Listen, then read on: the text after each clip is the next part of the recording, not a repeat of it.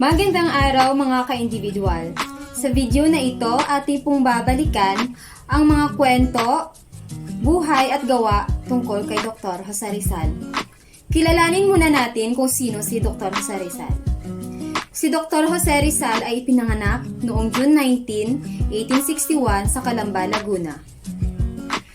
Jose Protasio Rizal Mercado e Alonso Rialonda ang kanyang totoong buong pangalan. At noong June 22, 1861, si Jose Rizal ay binautismuhan sa simbahang Katoliko doon sa Calamba. Si Dr. Jose Rizal ay ikapitong anak sa 11 magkakapatid, nina Francisco Mercado Rizal at Teodora Alonso y Quintos. Noong bata pa si Rizal ay natuklasan ng kanyang mga magulang na mayroon siyang mahusay na kakayahan. Kakayahan sa intelektual at matalentadong bata. Kaya sa edad ng 3 taong gulang, alam na ni Dr. Jose Rizal ang alpabeto. At pagtungtong niya ng 5 taong gulang, natuto siyang magbasa at magsulat. At sa panahon ng kanyang pag-aaral sa mataas na paaralan, siya ay nakapagtapos ng may karangalan. Sa edad ng 16, siya ay nakapagtapos sa Ateneo Municipal de Maynila. Atin pang bigyan ng pansin ang pinakaunang tula ni Dr. Jose Rizal na isinulat noong siya'y 8 taong gulang. Ipinararating sa tulang ito sa kanyang mga kababata na dapat nating bigyan ng halaga ang ating wika. Ang tulang ito ay kanyang pinamagatang Sa Aking Mga Kababata. Kapagka ang bayay sadyang umiibig sa kanyang salitang kaloob ng langit, sanlang kalayaan nasa ring masapit, katulad ng ibong nasa himpapawid. Pagkat ang salita'y isang kahatulan sa bayan, sanayot mga kaharian, at ang isang tao'y katulad, kabagay, ng alinmang likha noong kalayaan. Ang hindi magmahal sa kanyang salita, mahigit sa hayop at malansang isda. Kaya nga't marapat pagyamaning kusa na tulad ng isang inang tunay na nagpala. Ang wikang Tagalog tulad din sa Latin, sa Ingles, Kastila at salitang Anghel. Sapagkat ang poong maalam, tumingin ang siyang magawad, nagbigay sa atin. Ang salita natay huwad din sa iba, na may alpabito at sariling letra. Sa kanya ay nawalay dinatna ng sigwa ang lunday sa lawa noong dakong una. Sa kapanahunan noon ni Dr. Jose Rizal hanggang sa panahon ngayon ay naging inspirasyon natin ang karanasan at gawa sa buhay ni Dr. Jose Rizal. Tulad din ni Jose Rizal, nakakapag-aral tayo sa magandang eskwelahan, natututo, nadidisiplina, at namumula tayo sa mga dapat nating lubos na matutunan. Bilang isang ina, isa rin ako sa naging unang guro sa aking anak. Pag-aalalay sa pagkatuto, pagsusulat, pagbabasa, pagtatama o pagdidisiplina sa mga gawain nito.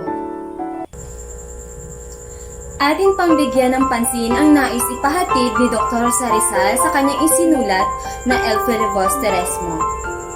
Nais ipakita ni Dr. Jose Rizal sa nobelang ito ang nararanasang matinding sakit ng ating lipunan at kailangan ng pagbabago ng ating bansa. Ang kalayaan, ang pagkakapantay-pantay, ang kapayapaan, makatarungang pagtrato, at paniniwala sa mithiin o adhikain ng mga Pilipino ang nais ipamulat sa sulat o nobelang El Felivoz Teresmo. At sa kasalukuyang panahong ito, ang bawat isa ay natututo sa mga pang-ugaling ito, na nais makamit ng mabuting asal ng bawat isa, ng kasiyahan ng ama, ng ina at ng bawat isa. Ang sinuman magpahirap sa kanyang kapwa, mang-alipin o hindi makatarungang pagtrato, ay paparusahan ng poong may kapal.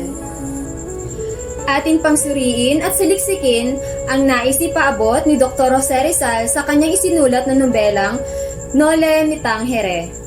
Isinulat ni Dr. Jose Rizal ang nobelang Noli Me Tangere upang maisakatuparan ang mithiin ng magamit ang edukasyon sa pagkamit ng kalayaan at kaunlaran para sa bansang Pilipinas. At upang matugunan ang mga paninirang puri na ipinaratang ng mga Kastila sa mga Pilipino at sa bansa. May ulat ang kalagayang panlipunan, uri ng pamumuhay, paniniwala, pag-asa, mithiin at hadihikain, karangian at kalungkutan. Alam naman ng bawat isa na sa hanggang ngayong panahon, ang Pilipinas ay may kakulangan pa rin. Ang ilan sa mga bawat pamilya ay hirap pa rin. Tulad din ng karamihan na lumalabas sa ating bansa upang maisakatuparan ang mga munting pangarap. Na karamihang lumalabas sa ating bansa ay nagpapakaalipin, minamaltrato, pinapahirapan, minsan pa'y ginugutom. Batid ng may kapal ang ating pagsisikap at paghihirap. Kung ano karami ang pumatak ng luha, dugo at pawis, alang-alang sa mga munting pangarap. Tulad din ni Dr. Jose Rizal, tayo din ay naghirap at nagsumikap. Na karamihan ay para sa maganda at matiwasay na buhay para sa ating pamilya. At nang magwakas ang buhay ni Dr. Jose Rizal, naiwagayway nito ang simbolo ng ating watawat at layunin nito.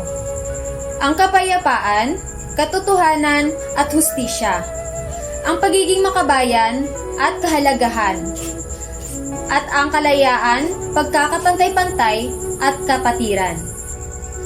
Tayong lahat ay maaari ding maging isang bayani sa sarili nating pamamaraan, sa bawat istorya ng ating buhay na magbibigay ng inspirasyon sa ibang tao at magiging isang mabuting halimbawa sa bawat isa.